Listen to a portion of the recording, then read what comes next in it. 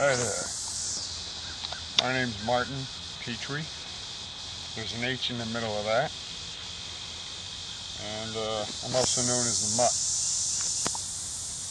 And we're here to talk about some of the things that we've been doing for the past 8 months. Up until now, we've put together a trilogy of fiction. That'd be the Hard Justice trilogy. We got a book of poetry, By the Eyes of a Poet. And we just finished up the manuscript form of a co-authored work. That's written between myself and Tracy. And she's the lovely Holden camera. And we decided to have this sitting right here in this graveyard because we visited here before we even got to the body of the manuscript on Convoking Hell. And Convoking Hell is something that I guess I coined shortly after I finished up Expurgation. That's the last book of that trilogy, which by the way is getting fabulous reviews.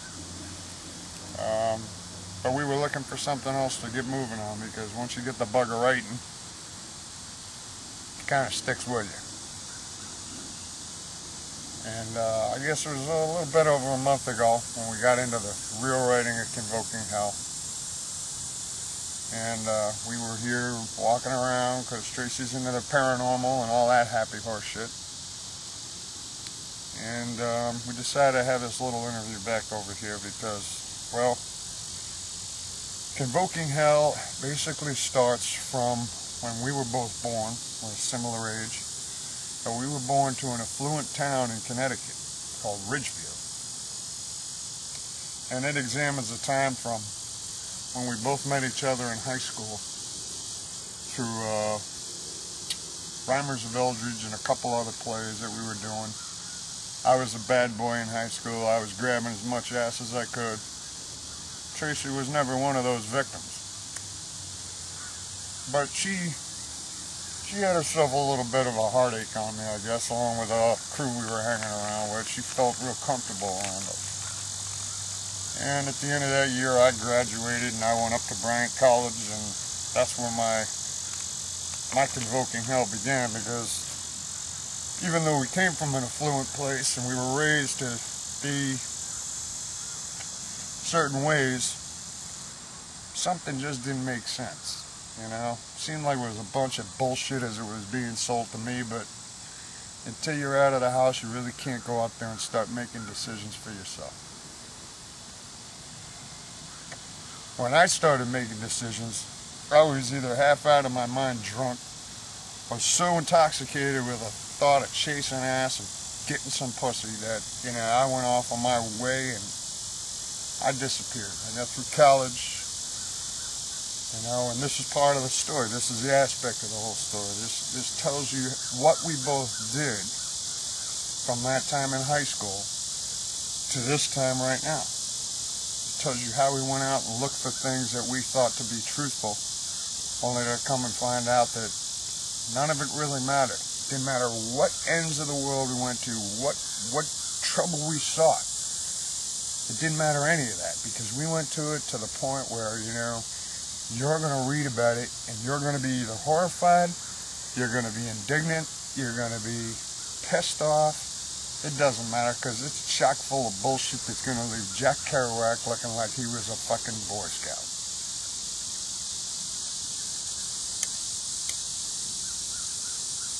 You'll notice I'm rolling my own cigarettes, thanks to the nitwittery in D.C. who said it was in our best interest to take all of our tax dollars so they could disproportionately put it to the people who got us there in the first place. And for the change, cigarettes have gone up 200%.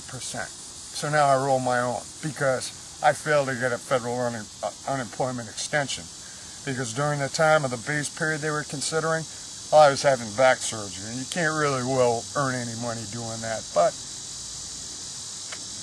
as badly as it is now with the economic recession, which is a depression, we're still doing our thing. We're still moving ahead. we're taking the tenets of our webpage, usamit.com, and those tenets would be talent, energy, cooperation, and generosity, and we are pulling it together. One of our crew isn't here. She's down in Orange. She'll be with us here probably within the next couple of weeks. That's Rachel, my good friend Rachel, and she's out of Woonsocket. But we'll all be together, and we'll all be doing our thing along the same tenets, and we're going to keep pushing ahead, and the recommendations and the product we deliver are far superior to any of the nitwittery that everybody calls, you know, the best stuff out there. The best stuff out there is nothing but covers of bullshit that we saw when we were growing up with kids, and it's the same old shit with new faces who are still in that hypocritical industry that only protects themselves and you know, just enriches themselves because they don't want to listen to creative talent elsewhere. Well, I mean to tell you, in all of my days of Convoking Hell, that would be growing up to this point, but one thing I learned is that you cannot argue word-of-mouth reference, and you cannot argue expertise in anything. And I have been expert in everything I have done, whether it be carpentry, whether it be tree climbing, whether it be painting, whether it be handyman, whether it be sales, whether it be a writer, an unknown writer. These are the things that I do. I do all of these things with expert intent because that's how I was raised. Okay, all of the bullshit aside, you know what? I'm not sucking dick to make sure I get a friggin' film shot. I'm not doing any of that. I can outdo that. More work, more perseverance, and more help from my friends. And Convoking Hell is going to be an examination of that. It's going to be an examination of the truthfulness as much as I can recall to the timelines I remember. And it says everything. Everything is out there. Okay? It's all plain and simple. It's not going to make many people happy, and I think the people who love me are going to be a little bit hurt by it, but you know what? That's too bad. You want me to do well? Well, this is the way I go about doing well.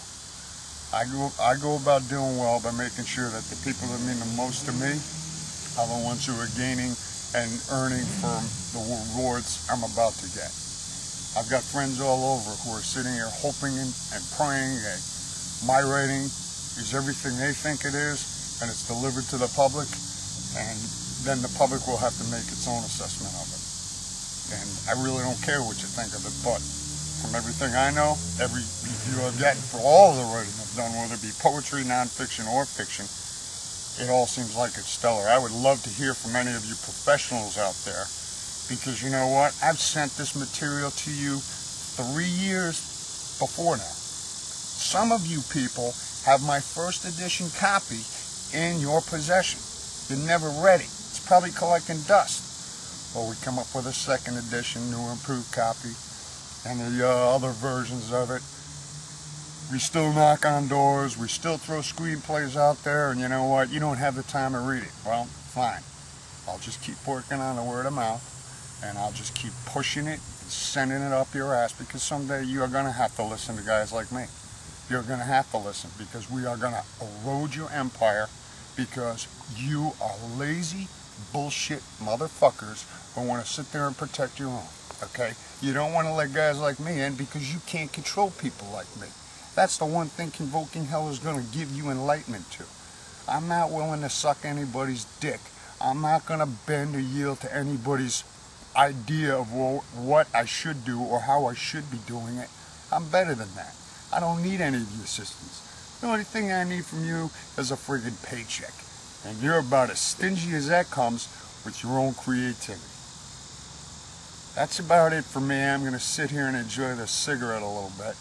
And I might pick up that camera and let Tracy say her piece. But Convoking Hell is going to change your way of looking at this world, just as the other stuff will. You have it good.